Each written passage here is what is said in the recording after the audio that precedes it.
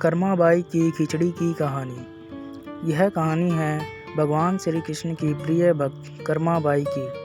कर्माबाई बचपन से ही अपने पिता जीवन राम को भगवान कृष्ण की पूजा करते हुए देखती थी। वह कभी भी श्री कृष्ण भगवान को भोग लगाए बिना भोजन ग्रहण नहीं करते थे।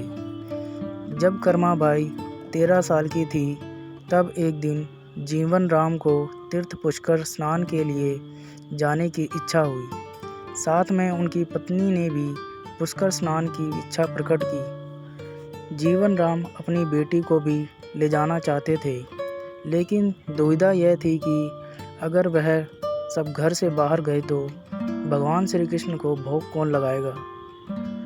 तब जीवन राम ने इस नित्य कर्म की जिम्मेदारी कर्माबाई को सौंपी और कहा कि देखो बेटी कर्मा, सुबह भगवान श्री कृष्ण को भोग लगाने के पश्चात ही तुम भोजन ग्रहण करना।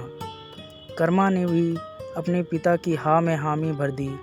अगले दिन सुबह उठकर कर्माबाई ने सबसे पहले गुड़ और घी डालकर बजरे की खिचड़ी बनाई और भगवान श्री कृष्ण की मूर्ति के सामने रख दिया और बोली, भगवान मैंने आपका भोग रख दिया है, आपको जब भूख लगे तब खा लेना, तब तक मैं घर के काम पूरे कर लेती हूँ। इतना कहकर कर्मा अपने घर के कामों में जुट गई।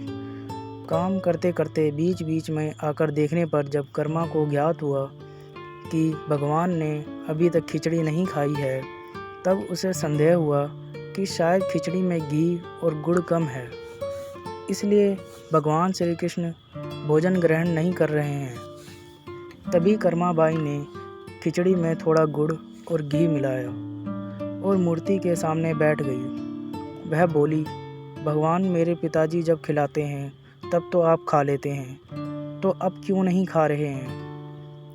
और अभी तो पिताजी बाहर गए हैं, उन्हें आने में बहुत दिन लगेंगे, तब तक आपको भोग लगाने की जिम्मेदारी मुझे दी गई है, इसलिए जब तक आप भोजन नहीं खाएंगे मैं भी कुछ नहीं खाऊंगी। इस तरह जिद पर अड़ी नन्ही कर्मा की प्यारी बातों से श्री कृष्ण भगवान का सिंहासन डोल गया और फिर मूर्ति में से आवाज़ आई, बेटी कर्मा, तुमने तो पर्दा किया ही नहीं, मैं भोजन कैसे ग्रहण करूं। तब कर्माबाई ने मूर्ति के आगे अपनी चुनरी का पर्दा किया और कुछ ही समय में कृष्ण मूर्ति के सामने रखी खिचड़ी की थाली खाली हो गई। अब कर्मा रोज़ सुबह सबसे पहले कृष्णा को बाजरे की खिचड़ी खिलाती और बाद में खुद भोजन ग्रहण करती।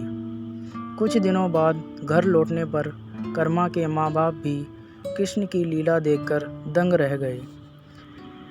इस तरह कर्माबाई ईश्वर श्री कृष्ण की निस्सीम भक्त बन गई। अपने जीवन के अंतिम दिनों में कर्माबाई भगवान जगन्नाथ की नगरी जगन्नाथपुरी में एक कुटिया में बस गई थी। वहाँ पर एक दिन कर्माबाई की कुटिया के सामने एक तेजस्वी कांति वाला बालक आया और उसने कर्माबाई से कहा, मुझे भूख लगी है, माँ खाना दो। उस वक्त भी कर्मा अपने भगवान कान्हा को खिचड़ी का भोग लगा रही थी। कर्मा ने उस बालक को भी खिचड़ी खिलाया। उसके बाद से वही बालक हर रोज़ कर्मा के हाथ का बना खिचड़ी खाने आता था।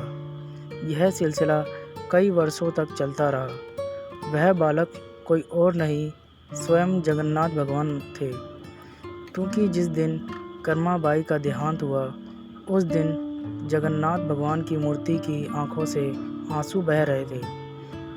और उसी रात मंदिर के पुजारी के सपने में जगन्नाथ भगवान आए और अपने दुखी होने का कारण बताया कि उनकी परम प्रिय भक्त कर्माबाई परलोक सिधार गई है। मैं रोज़ सुबह उसके हाथ की खिचड़ी खाता था, अब मुझे खिचड़ी कौन खिलाएगा। अगले दिन से मंदिर के पुजारियों ने निर्णय लिया कि भगवान को रोज़ बाजरे की खिचड़ी का भोग लगेगा और उस भोग का नाम दिया गया कर्माबाई की खिचड़ी।